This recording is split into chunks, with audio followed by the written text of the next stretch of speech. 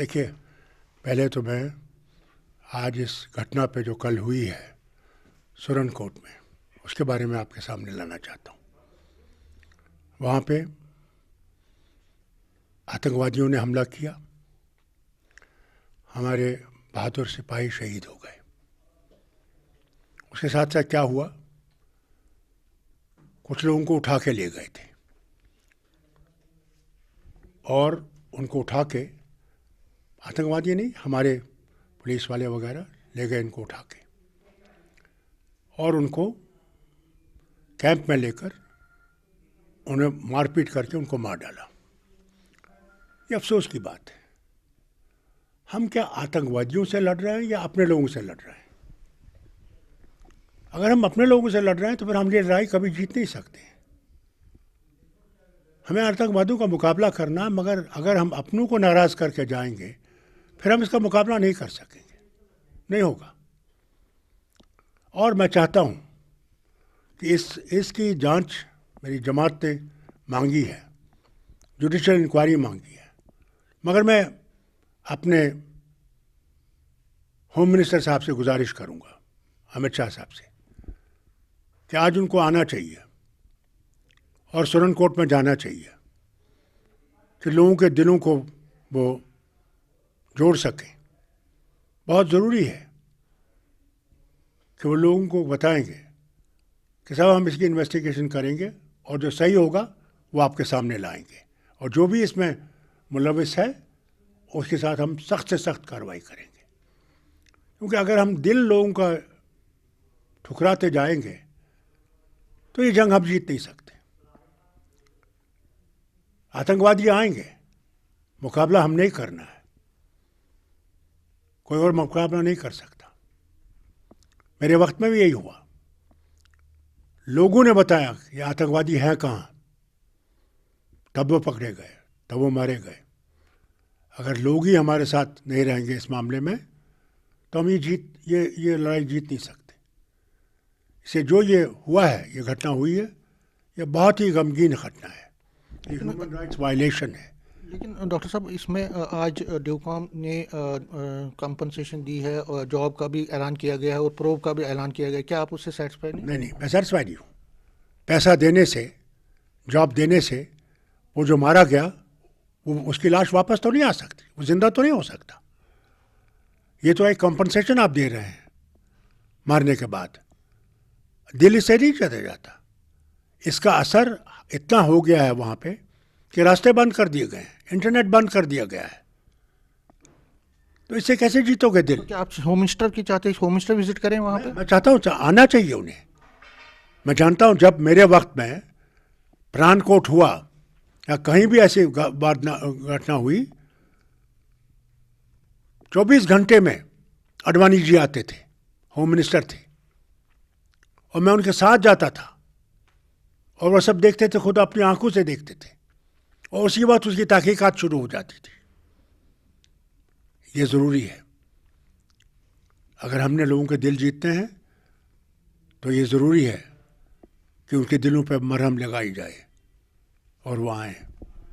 ये जो अटैक हुआ है, आपने कल बयान दिया था कि ऐसे अटैक टूरिस्ट आ रहे हैं, आपने तो बीजेपी कह रही है कि आप तो सियासत कर रहे हैं इस पे। मैं कभी सियासत नहीं करता, मैंने आज तक कभी सियासत नहीं की है। अगर मैं सियासत करता तो मैं इससे ज़्यादा चिल्लाता। मैं सियासत नहीं करता, ये हमारा वतन है, हम हिंदुस्तान का एक हिस्सा हैं। मैंने कभी ऐसा नहीं किया है। मैं तो यही चाहता हूँ कि दिल जीते जाए। मैंने वज़ीर आज़म से भी एक बार जब उन्होंने बुलाया था हमें, मैंने कहा दिल की दूरी है, उन्होंने कहा हाँ दिल की दूरी है और दिल्ली की दूरी है, इसको हम दूर करेंगे।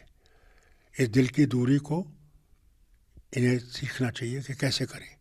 यहाँ आए, लोगों से मिलें। लोग कोई नफ़रत नहीं करते हैं, मगर लोगों के दिलों पे एक चोट है।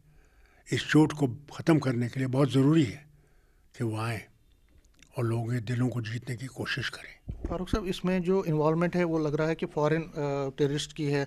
पाकिस्तान कहीं ना कहीं इसमें इन्वॉल्व, आपको लगता है कि पाकिस्तान के खिलाफ ही आप लामबंद होना पड़ेगा? क्योंकि पहले भी आप कहते थे कि पाकिस्तान के खिलाफ कड़ी कार्रवाई करनी चाहिए। देखिए, कौन सी कार्रवाई मुल्क करेगा वो तो अलग बात है, ये सरकार को करना है।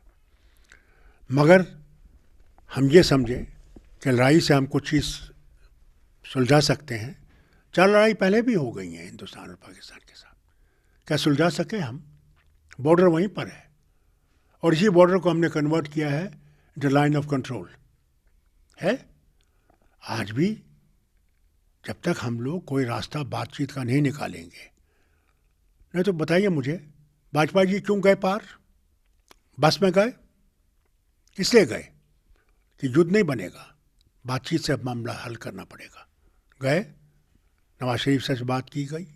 आज नवाज शरीफ चिल्ला चिल्ला के कह रहा है कि मैं हिंदुस्तान से बात करना चाहता हूँ, हम मामले अपना हल करना चाहते हैं, दोस्ती को आगे ले जाना चाहते हैं।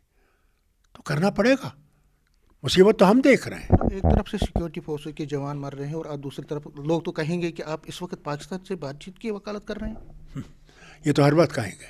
फारूक अब्दुल्ला को तो खालिस्तानी भी कहा गया, फारूक अब्दुल्ला को अमेरिकन एजेंट भी कहा गया, फारूक अब्दुल्ला को पाकिस्तान का एजेंट भी कहा गया।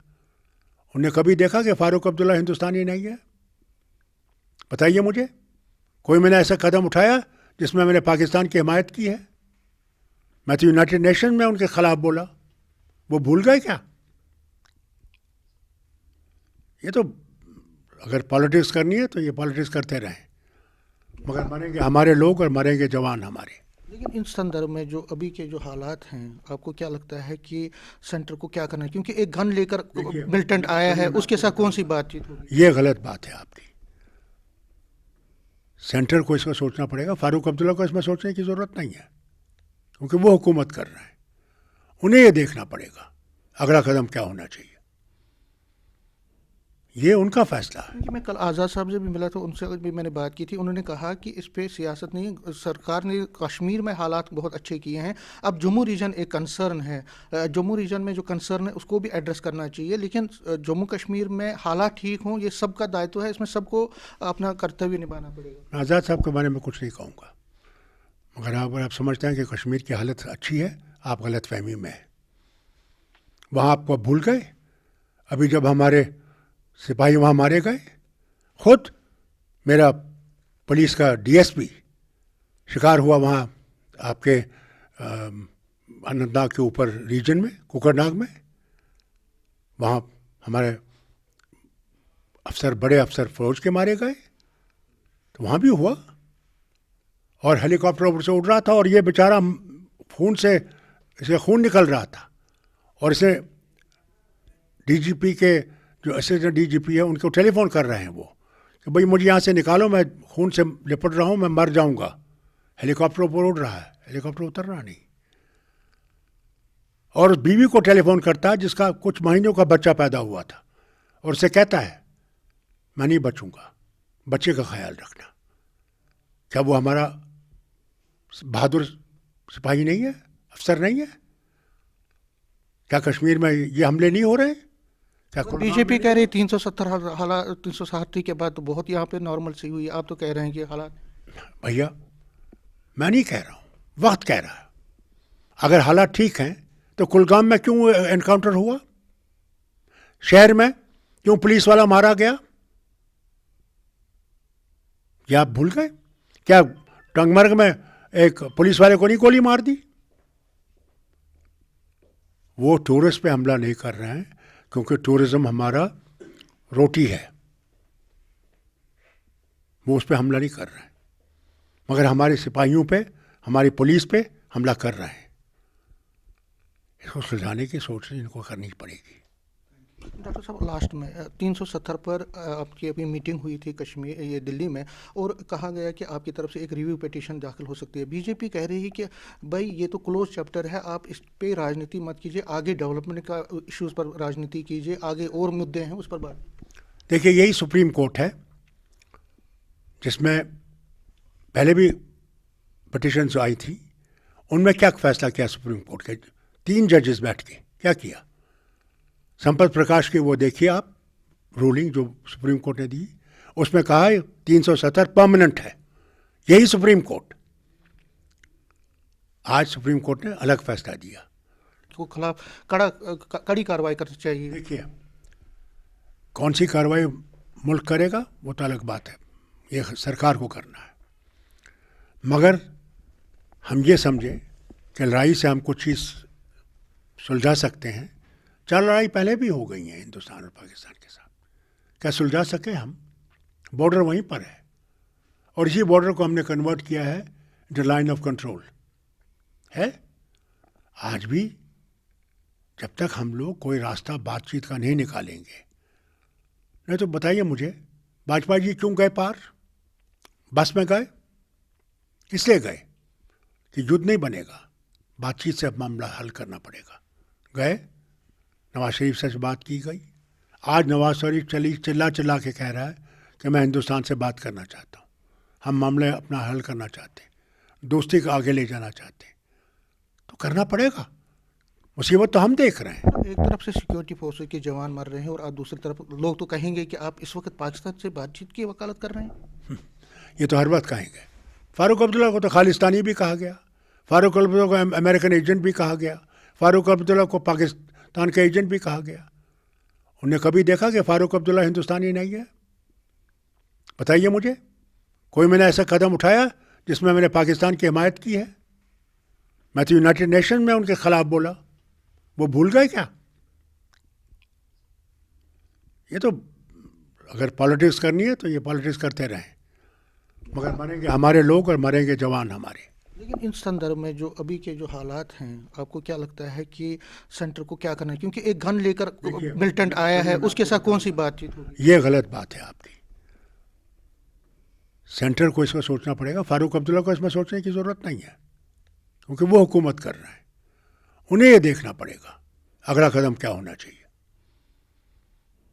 ये उनका फैसला है। क्योंकि मैं कल आज़ाद साहब से भी मिला था, उनसे भी मैंने बात की थी। उन्होंने कहा कि इस पे सियासत नहीं, सरकार ने कश्मीर में हालात बहुत अच्छे किए हैं, अब जम्मू रीजन एक कंसर्न है, जम्मू रीजन में जो कंसर्न है उसको भी एड्रेस करना चाहिए। लेकिन जम्मू कश्मीर में हालात ठीक हों, ये सबका दायित्व है, इसमें सबको अपना कर्तव्य निभाना पड़ेगा। आज़ाद साहब के बारे में कुछ नहीं कहूँगा, मगर अगर आप समझते हैं कि कश्मीर की हालत अच्छी है, आप गलत फहमी में हैं। वहाँ आपको भूल गए, अभी जब हमारे सिपाही वहाँ मारे गए, खुद मेरा पुलिस का डीएसपी शिकार हुआ वहाँ आपके अनंतनाग के ऊपर रीजन में, कुकरनाग में। वहाँ हमारे अफसर, बड़े अफसर फौज के मारे गए, तो वहाँ भी हुआ। और हेलीकॉप्टर ऊपर से उड़ रहा था और ये बेचारा खून से, इसे खून निकल रहा था, और इसे डीजीपी के जो असिस्टेंट डीजीपी है उनको टेलीफोन कर रहे हैं वो कि भाई मुझे यहाँ से निकालो, मैं खून से लिपट रहा हूँ, मैं मर जाऊँगा। हेलीकॉप्टर ऊपर उड़ रहा है, हेलीकॉप्टर उतर रहा नहीं। और बीवी को टेलीफोन करता है जिसका कुछ महीनों का बच्चा पैदा हुआ था, और उसे कहता है मैं नहीं बचूँगा, बच्चे का ख्याल रखना। क्या वो हमारा बहादुर सिपाही नहीं है, अफसर नहीं है? क्या कश्मीर में ये हमले नहीं हो रहे? क्या बीजेपी कह रही 370 हालात 360 के बाद तो बहुत यहाँ पे नॉर्मल सी हुई, आप तो कह रहे हैं कि हालात। भैया मैं नहीं कह रहा हूँ, वक्त कह रहा है। अगर हालात ठीक हैं तो कुलगाम में क्यों एनकाउंटर हुआ? शहर में क्यों पुलिस वाला मारा गया? क्या आप भूल गए? क्या टंगमर्ग में एक पुलिस वाले को नहीं गोली मार दी? वो टूरिस्ट पे हमला नहीं कर रहे हैं, क्योंकि टूरिज्म हमारा रोटी है, वो उस पर हमला नहीं कर रहे हैं, मगर हमारे सिपाहियों पे, हमारी पुलिस पे हमला कर रहे हैं। इसको सुलझाने की सोच इनको करनी पड़ेगी। डॉक्टर साहब, लास्ट में 370 पर आपकी अभी मीटिंग हुई थी कश्मीर, ये दिल्ली में, और कहा गया कि आपकी तरफ से एक रिव्यू पिटीशन दाखिल हो सकती है। बीजेपी कह रही है कि भाई ये तो क्लोज चैप्टर है, आप इस पे राजनीति मत कीजिए, आगे डेवलपमेंट का इश्यूज़ पर राजनीति कीजिए, आगे और मुद्दे हैं उस पर बात। देखिए, यही सुप्रीम कोर्ट है जिसमें पहले भी पिटीशंस आई थी, उनमें क्या फैसला किया सुप्रीम कोर्ट के 3 जजेस बैठ के? क्या किया? संपत प्रकाश की वो देखिए आप रूलिंग जो सुप्रीम कोर्ट ने दी, उसमें कहा है 370 परमानेंट है। यही सुप्रीम कोर्ट,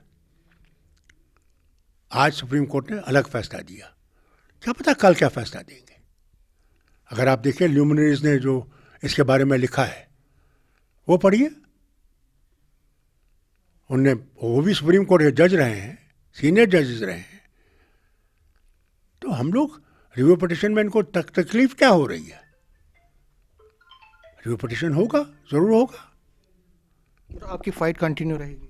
ये बंद नहीं होने वाली है। फारूक अब्दुल्ला जिंदा रहे या नहीं रहे, यहाँ के लोगों का हाल देखिए जम्मू में। मैं तो कश्मीर की बात नहीं कह रहा हूँ। देखिए, मुझे ये बताइए, वैष्णो माता है वहाँ, क्या इनको पुजारी लाने पड़े यूपी और बिहार के?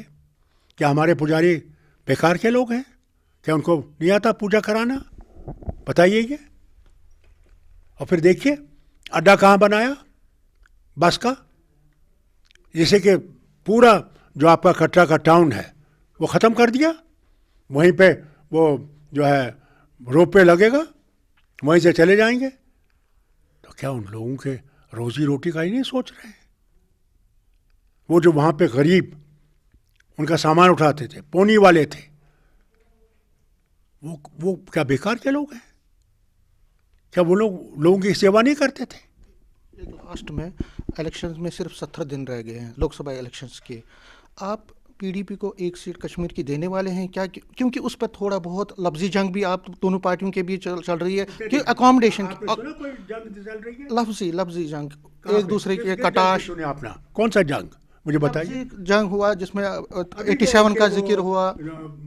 पीडीपी कहते हैं, उनने क्या जवाब दिया आपको? आप कर रहे हैं, अलायंस कर रहे हैं? देखिए क्या है गुपकार, क्या है गुपकार, क्या है?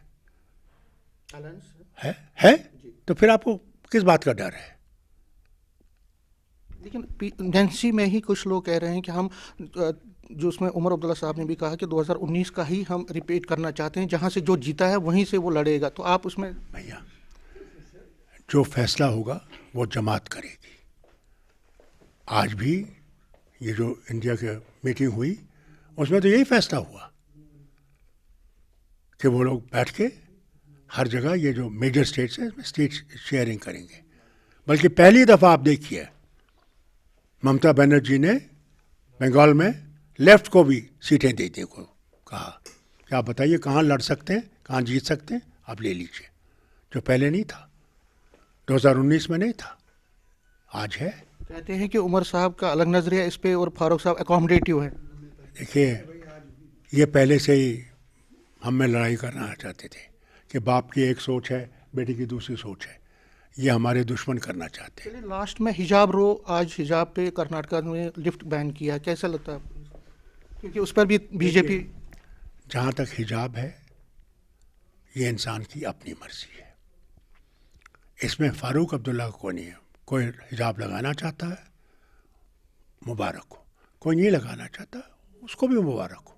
जोर क्यों करें, ताकत क्यों इस्तेमाल करें कि आप क्या खाएंगे, आप क्या पहनेंगे, आप किस तरह चलेंगे, आप किधर पूजा करेंगे, नहीं करेंगे। ये वो भारत नहीं है। जिस भारत में मैं था और जिस भारत में मैं हूँ, उस भारत में गांधी था, अयोध्या जाएंगे, नेहरू था, और वो गांधी और नेहरू जो थे उन्हें सेक्युलर मुल्क बनाया। ये सब के लिए है। हिंदू, अगर इनविटेशन आती है अयोध्या जाएंगे? मुझे कोई इन्विटेशन ही नहीं है। हमें अगर आती है जाएंगे? भैया, क्या राम इनका ही है सिर्फ? मैं इनसे बोलना चाहता हूँ आपकी मीडिया से, राम विश्व का राम है, वो हिंदुओं का राम नहीं है सिर्फ। इनकी पुस्तकें बताती हैं, इनको उन पुस्तकों को पढ़ना चाहिए। इन्हें राम को सीने से लगा रखा है, वो गलत है, सबका है। न्यूज़ 18 से बात करने के लिए शुक्रिया। तो doctor Farooq Abdullah national conference के चीफ साहब कह रहे हैं कि जो टेरर अटैक्स हुए हैं बहुत ज़्यादा बड़े हैं, इसमें बढ़ोतरी हुई है, इस पर सरकार को संज्ञान लेना चाहिए, कड़े कदम उठाने चाहिए ताकि इस बिदअत को पूरी तरह से जहाँ ख़त्म की जाए। और बीजेपी को कहीं ना कहीं ये कटघरे में भी ले रहे हैं। कैमरामैन साहिबा के साथ समीर भट्ट, न्यूज़ 18 जब